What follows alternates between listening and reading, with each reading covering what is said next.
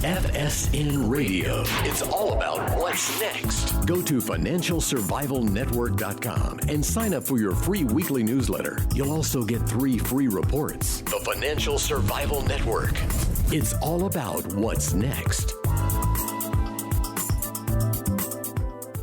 Financial Survival Network is brought to you today by Orin Resources, a junior exploration company with the appetite of a major. It's hot on the trail of the next globally significant discovery, creating enormous potential upside for you, the shareholder. Orin is one of the most aggressive exploration companies pursuing high-grade, scalable gold and copper deposits and has a premier 7-project portfolio, including its 2 flagships, Committee Bay in the Arctic and Sombrero in Peru. Orin's unparalleled technical team and highly experienced management has a history of success in advancing and monetizing exploration assets. No wonder Orin's been called one of the best in the junior exploration sector. Orin trades on the TSX and the NYSE under AUG. To learn more, go to orinresources.com. That's AURYN resources.com. The Financial Survival Network.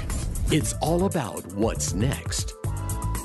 Welcome. You are listening to the Financial Survival Network. I'm Kerry Lutz. It's 3/20/19, the Fed's meeting, and you know what that means. The price of gold is destined to go down, at least temporarily. It's trading just under $1,300, down $650 so far. Let's see how long it takes to turn around. This time, we know it's going to happen. You've been watching it and watching it. Will this time really be any different? I wouldn't worry about it too much. Well, as always, if you got a different opinion or you think we're missing out on something, please write us. The email address, kl@kerrylutz.com. Well, someone who can shed light, perspective, and sanity upon the metals markets and other markets as well. I'm talking about Craig Hemke, a.k.a. Turd Ferguson. tfmetals.report.com is where you find him. Go over there, sign up for Craig's newsletter. It's must reading, and listen to his podcast too. Craig, welcome back. And so the Fed is in town, right? They're going to probably do nothing, but in that case, what better to show that you're really serious about controlling inflation than to knock down gold, right? Yeah, this isn't anything unusual, Kerry. This is how the banks manage the price of gold, and they've been doing it now for decades. And anybody that follows these markets closely should not be surprised on a day where there's an FOMC meeting that's concluding, or on a day where the Fed chairman is up on Capitol Hill for a Humphrey Hawkins testimony, or even sometimes when everybody's focused on an employment report. Price usually gets right up to a certain level and then held there. In the hopes that, you'll violate some technical moving averages on the way down, that kind of thing, flush out the specs. What's different this time is that has already occurred.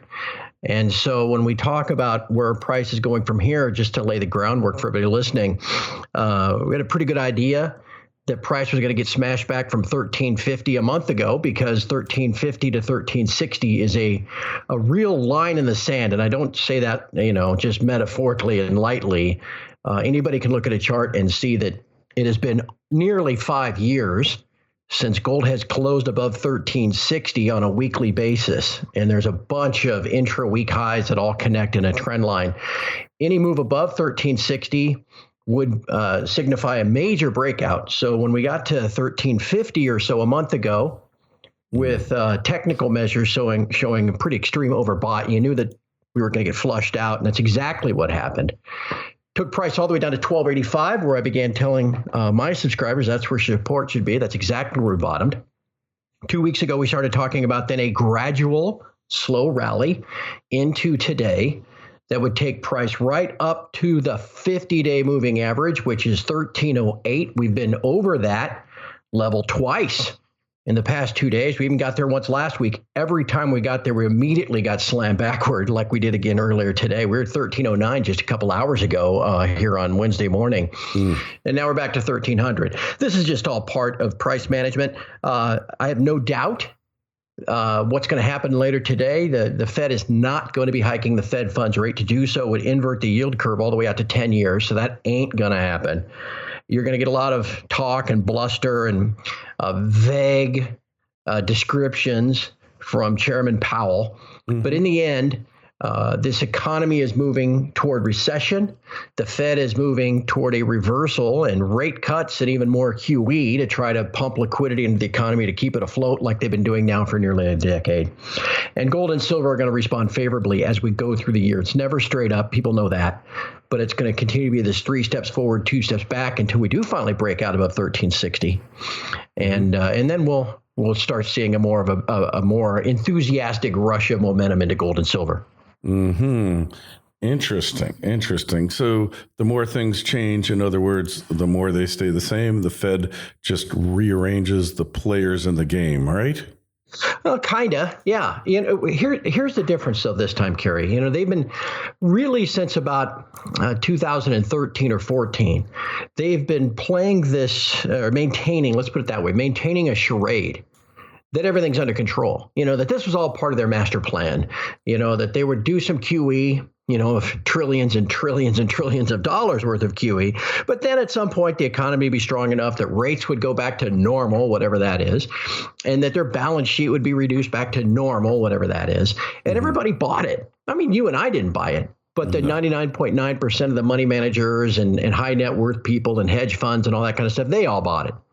And so they've maintained the charade really almost into late last year. I mean, even by November of last year, Goldman Sachs was still out there saying 3 or 4 more rate hikes this year. Like, what?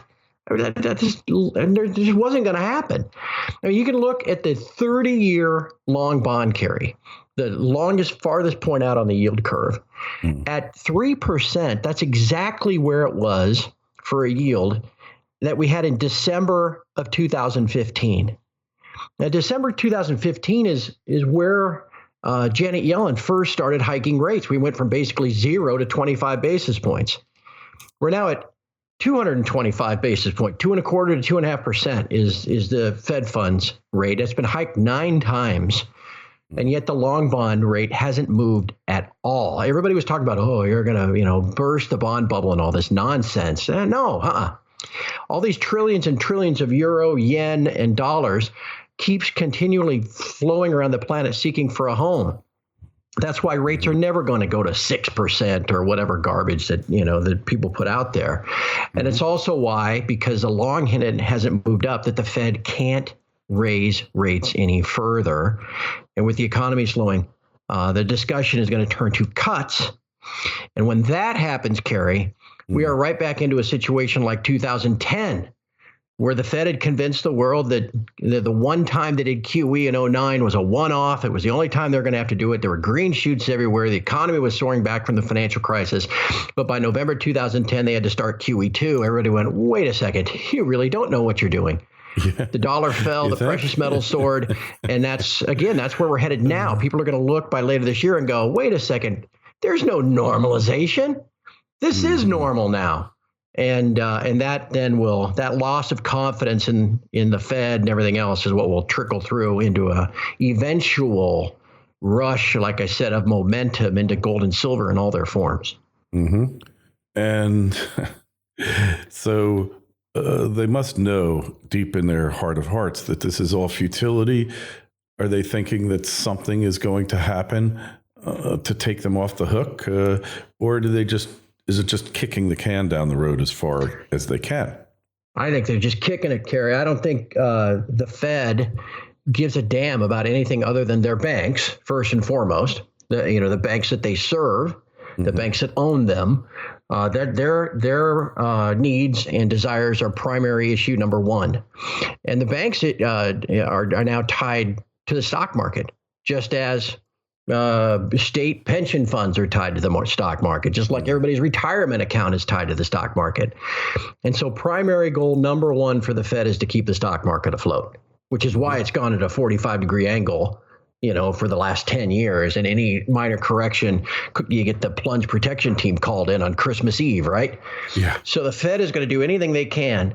And you're already seeing this with the ECB. The ECB tried to play this game about, now we're going to start to, normalize our balance sheet and raise rates and all that crap. But they've already raised the white flag 2 weeks ago, and they're restarting QE. The Japanese have never even put up the illusion of trying to stop what they do. And the Fed's going to go that way too, if anything, because the U.S. stock market valuation is greater than the entire U.S. economic output at this point. And if the stock market were allowed to correct and fall by 25 or 50% like it did in 2001 and in 2008, oh my gosh, I mean, all hell would break loose. And so I think everything else be damned. Their credibility, their whatever. I don't think anybody even cares about that. You watch CNBC or Bloomberg, they don't give a damn about the Fed's credibility. As long as the stock market's going up, everything's fine. And that's what the Fed's going to try to do. Damn the torpedoes. So just keep it going and don't worry about anything else, huh? Right. And again, like I said, the key here then is the loss of confidence. That's exactly what we saw in 2010, late 2010. The curtain was pulled back and everybody saw that Bernanke was just this little man behind the curtain pulling the levers like the Wizard of Oz, right? And that caused a dollar to puke. And that's when gold then went from, it began 2010 at 1040. And by September of 2011, it was 1920. It was late in 2010. Silver had gone sideways for the majority of the year, but it was in late 2010 that it began to move up from 18 to 48. And it was that loss of confidence that sparked it. And again, that's where we're headed. Then you throw on the political stuff, Kerry. Right now, we're already up against this, this illusionary debt ceiling nonsense, but we're up against it. And the government is, they're trying to, Mnuchin's out there moving money around to try to keep the government afloat. But this has to be negotiated sometime in about the next 60 days or we talk about default and all that stuff. You think Nancy Pelosi and Chuck Schumer, after what happened, with the shutdown and basically winning that fight a month ago, do you think they're going to be willing to deal with Trump? Or are they going to lay him, on the cross of a mini default? I mean, they would love to do that, right? And they're not going to give any political victory. So this is coming later on, in the next 30 or 60 days, too. All of this stuff, this uncertainty, political uncertainty, all that stuff creates an environment where, people want physical gold. But more importantly, people want gold in all of its forms. The derivatives of the futures contracts, the GLD, the mining shares, all that kind of stuff. And once you get the key level to watch is at 1360, that's going to indicate a breakout to really anybody. I mean, you don't have to have a degree in technical analysis to see that. And then that's when I think things start to get pretty interesting. Yeah. So we're just putting off the inevitable effectively, right? Yeah, I suppose from a monetary standpoint, that's what they're trying to do. Yeah. And hey, they've been pretty good at it, right? No one's called them to carpet. There's video out. I mean, people can go back and look. Bernanke is testifying in one of those Humphrey Hawkins testimony. And I think it was Ron Paul that asked him about the QE and where it went. And it was like, did it go to foreign banks? And he just goes, yeah, trillions of dollars. Do you have any record of this? No. None that you can see. Nothing to see here. Move along. Right. None that we're going to show you. And so, again, as long as the stock market, there's too many media interests and too many public interests that have an interest in having the stock market go up. So nobody's going to stop and question it. It's like the stock market keeps going, and they keep saying, well, yes, this is real. Well, the primary driver of the stock market going higher is all these buybacks. That these corporations are using their own cash to buy back their shares. Here's the thing. If you buy back the shares and take them out of the general float and remove them from the amount of shares that are out there for people to buy, then if demand stays the same but supply is down, price goes up. Not only that, when we talk about PE ratios, we're talking about price of the stock versus earnings. Well, what are earnings? Earnings are a fraction, earnings per share. And so if you remove shares, your earnings per share go up too. Of course. And so that's, look at how fundamentally strong this is. S&P earnings are up. I saw a thing last week said that S&P earnings are up 300% in the last decade. But somebody did all the math and took out all of the major share buybacks. Actual earnings are only up 30%. Which still isn't bad, but it's not 300. Over a decade. It's a tenth. That's 1% a year, 2% a year. But what people find out, oh, we're up 300%. Well, why is that? And in large part, it's because all these corporations taking shareholder money and rather than distributing it back to the shareholders or putting into R&D or hiring more employees and building more plants, they just simply buy back their own stock. So again, nobody calls anybody to the carpet on this because look at the stock market's going up, and too many people have a vested interest in seeing that continue. Yeah, it's effectively just financial alchemy. The operations of the company are really not strengthening. They're staying even when you factor in the stated rate of inflation, right? And then when you look at all the debt the companies have taken on, look, IBM's a perfect example. It's had virtually no top line growth for a decade, but their per share earnings have been through the roof because they bought back so many shares. But the fact of the matter is their performance has been subpar at best, but it's disguised because, once upon a time you looked at total company earnings and then you looked at earnings per share, but they've dispensed with that nicety. And now it's just how many bucks a share did we make? And that just doesn't work. I mean, it's just untrue. Yeah. Or you just look at revenue. You look at these companies that don't even have earnings. Look at the long list of companies on the NASDAQ that don't earn money at all, but they have revenue. And so, what's the revenue per share? Well, wait a second. What does that matter? If you're not making money, you're going out of business. You're turning over dollars. If you're breaking even, you're just turning over dollars. And eventually you will collapse because you have to make money and your earnings need to keep going up, or at least at some kind of sustainable rate. They don't have to go up astronomically. All they got to do is go up 5% a year and your company's going to do pretty well, unless there's other competitors that are growing at 3 times the rate. But even then, you're going to do better. Craig, what about the sorry state of municipal finance? I know you've seen the article. Of the 75 largest cities in the United States, 63 of them are basically bust. When is that going to come home to roost? Plus, we've got states that are ready to hit the crapper, as it were. And a large part of that, Kerry, too. I don't want to blame it on the entire situation on this, but a large part of both city and state problems are the retirement plans, the defined benefit retirement plans, the pension plans that were been negotiated by the public employee unions and everything else. And the states have offered these, plans to the employees, and the state governments and local governments all grow like crazy. And then the plans get underfunded, and then the assets in the plan don't grow fast enough. And then they become just kind of like a Ponzi scheme, like Social Security. Where they're taking current inputs into the plan from current state employees and using that to pay out benefits to current retirees. The thing doesn't work. But again, this is all part of the Fed knows this. As much as we ridicule them and understand, what their motives are, there's not like they're just a bunch of dopes sitting around all day watching ESPN and flipping cards into a hat. They know what's going on. You sure? And so they see this and they realize, these state pension plans are already trying to project, 7% growth into their growth models to make them look like they're sustainable and that they're going to work into the future. Well, you can't get 7% when, the Fed has already driven interest rates down to 2. Yeah, well, here's an idea for them. If they need a higher return, they should all just go into the payday lending business because they can make a couple 100% on their money. And so what if the employee, they just need to loan it to the employees who are broke instead of using the credit unions, which charge a reasonable rate of interest lower than commercial banks. Let's just put them all on payday loans. Right. Hey, states are already running lotteries. They're all rushing to legalize marijuana and sports betting. Why the hell not run the state-run pawn shop on top of it? I like it. Yeah, I like it. there And you go. they do have one effectively. It's called the rules of escheatment. And if you let your safe deposit box or your bank account go dormant in New York, it's like 18 months.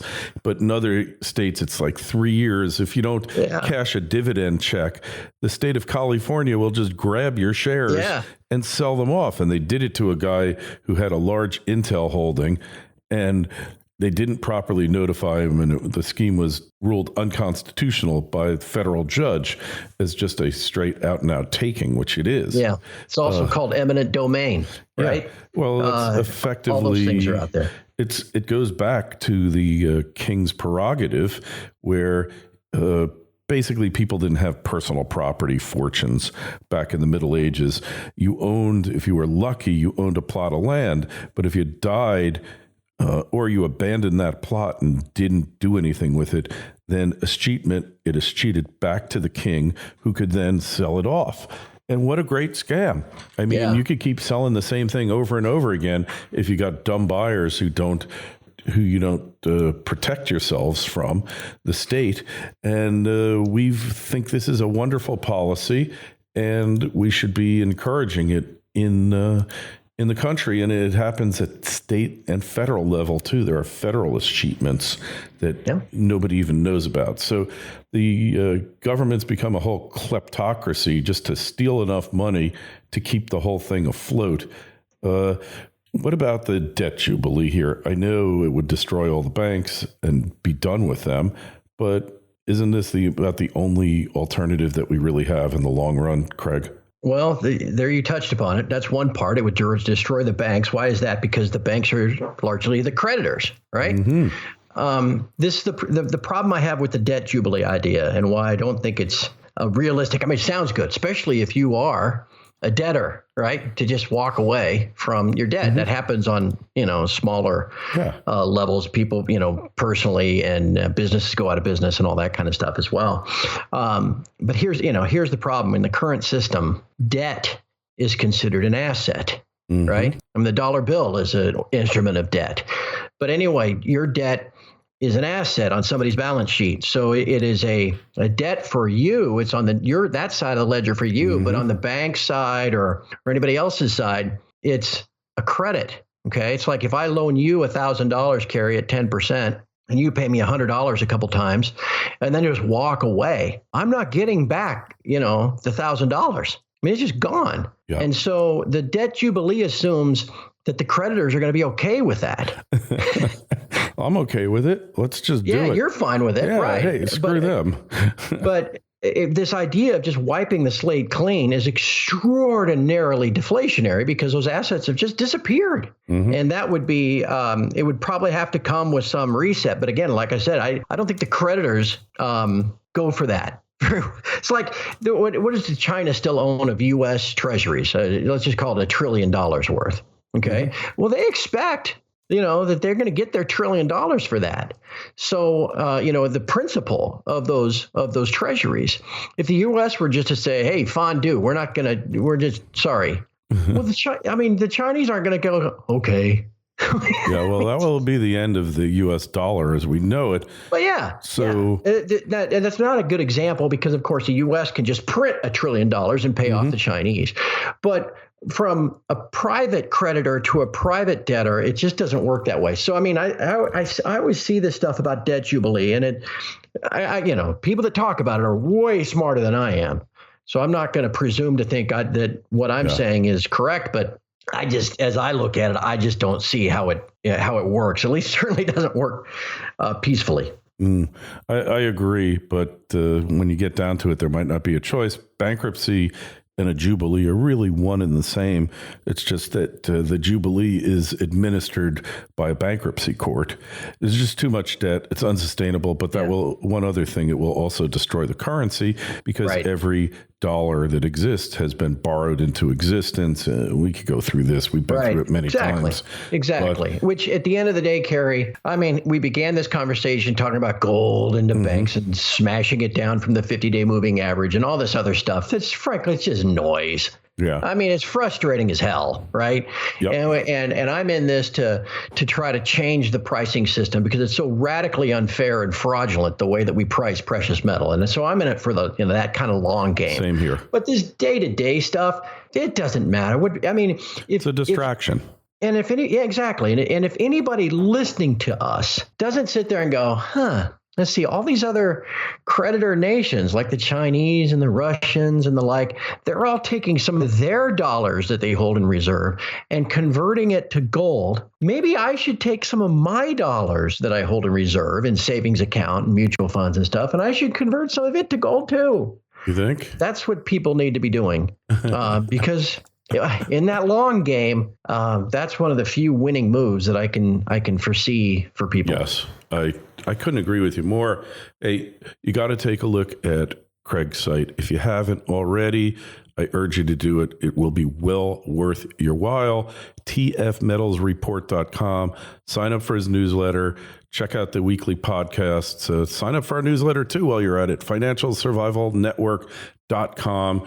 We got really good articles, good things coming out in the pipeline that will help you to navigate these somewhat rough and turbulent times.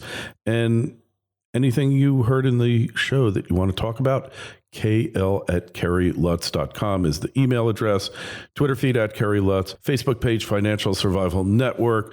Craig, always a pleasure having you on. Thank you so much. All the best, Kerry. FSN Radio. It's all about what's next. Go to financialsurvivalnetwork.com and sign up for your free weekly newsletter. You'll also get 3 free reports. The Financial Survival Network. It's all about what's next.